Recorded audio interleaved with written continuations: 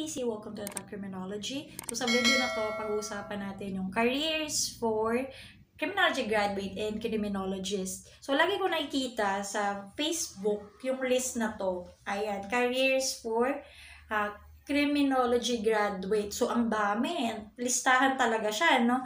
So tiningnan ko isa-isa. So ano ba yung pwede nating applyan or yung iba medyo imposible. Okay, so yung tatlo dyan na una ay PNP, BFP, and PGMP. So yan ay under ng DILG, kaya naman pare-parehas lang yung qualification nila. So dapat ikaw ay graduate ng any 4-year course. Syempre hindi lang claim any course. Yan, so huwag nyo nang tanungin paano pag education, paano pag ganito. So any 4-year course. Okay? So, 21 to 30 years old. So, yung iba age waiver sila. Pero medyo mahirap yun. Yung 31 to 35 na age waiver. Pero try nyo lang. Kung meron kayong skills na kailangan nila sa service, pwede kayong kunin. Okay? Ano pa? So, yung height ay 5 flat sa babae and 5'2" sa lalaki. So, yun yung mga basic qualifications dun sa BFP, BGMP, and PNP. Yung number 4 ay, sinulat ko na lang. Wala akong extra phone, no? So, para lagay ko na lang dito sa screen. So, number 4 ay AFP. So, sa AFP, Armed Forces of the Philippines. So, alam nyo naman, under nyan, meron tayong Philippine Air Force, Philippine Navy, Philippine Army. So, pwede dyan kahit hindi ka pa board passer. Okay? Kasi pwede kang mag-apply sa enlistment. Yan. So, pero ang kailangan mo, mag-exam ng APSAT. So, yun yung kailangan mo, APSAT. So, kung gusto mong maging official, pwede din naman, basta yung score mo dun sa APSAT, mga OCC. Okay? So, lagyan natin ng separate topic yan. Number 5 niya, nandiyan yung Parole and Probation Office. Yes, meron to. Pero, tingnan nyo kung meron dun sa lugar yung Parole and Probation Office, no? Kasi, natry ko nang magbasa sa ganito. Yun nga lang, kailangan may experience ka din kasi, no? Para makuha ka nila. Okay? So, number 6, Bureau of Correction. So, sa Bucor naman, so sa mga national penitentiary, so malayo, no? Malalayo. And, konti din yung quota dun. Pero, pwede ka mag-apply basta board passer ka, graduate ka ng any 4-year course uli, 21 to 30 to 40 years old. So, wala nang age waiver dito kasi nasa 40 years old na yung kinukuha nila. So, number 7, medyo duda ako dito. Commission on Human Rights. So, tingnan ko yung vacancy nila. So, tingin ko depende na lang kung qualified kayo kasi meron silang bulletin lagi na pinapost pag meron silang hiring or recruitment. Hiring. So, kailangan civil service eligible ka, yung professional. Ang mga nakita ko, may administrative aid, administrative officer, special investigator 1. Hindi kasi nakaspecify kung crime ang hanap nila. Ang nakalagay lang doon ay bachelor's degree relevant to the job. So, pwede. Okay? So, number 8 ay Bureau of Customs. So, as Customs Police. Okay. Medyo mahirap. Search na lang natin, no? Gawa natin ng separate video kung paano. Number 9, Philippine Drug Enforcement Agency or PDEA.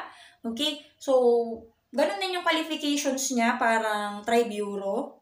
Kailangan graduate ka ng any 4-year course. Kailangan may eligibility ka. Hindi naman kailangan criminologist, no? Any course nga eh.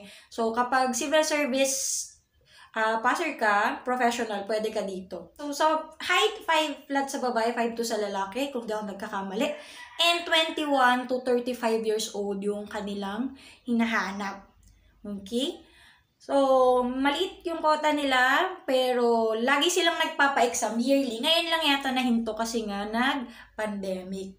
Okay? So, kung gusto nyo yung mga undercover career, try nyo yung PDEA. Number 10 na pwede daw sa atin ay NBI. So, medyo duda ako dito kung pwede tayo. Yes, pero ang nakalagay kasi doon must be a lawyer or CPA. No, so ang height na kailangan nila 5'5" for male and 5'3" for female. And 25 to 35 years old. Tapos, pero may nakita ko isa, basta relevant daw sa job. Yun nga lang, kapag meron kang 2 years na experience sa IT, Tapos, meron kang 2 years Bachelor of Laws. Yun yung advantage. So, feeling ko, kailangan may background ka talaga sa law kapag nag-apply ka ng NBI. So, try nyo lang, di ba? Okay. So, number 11, etong mga nasa list, 11, 12, 13, and 14, tingin ko kailangan ng experience. Yan yung sa DFA, Department of Foreign Affairs, Department of Finance, Bangko Sentral ng Pilipinas. So, I think kailangan meron kang background sa security. And matangkad yung hinahanap dito eh. Number 14, Immigration and Deportation Bureau. So, wala akong idea, pero yan daw yung mga pwede. So, number 15, Provincial Jail. Yeah, pwede tayo dyan. Ayan ay under ng provincial government, no, ng province nyo.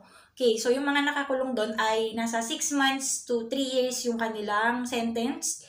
And, minsan tumatanggap sila ng second year college. Hindi ko alam kasi may nakita ko meron pa naman.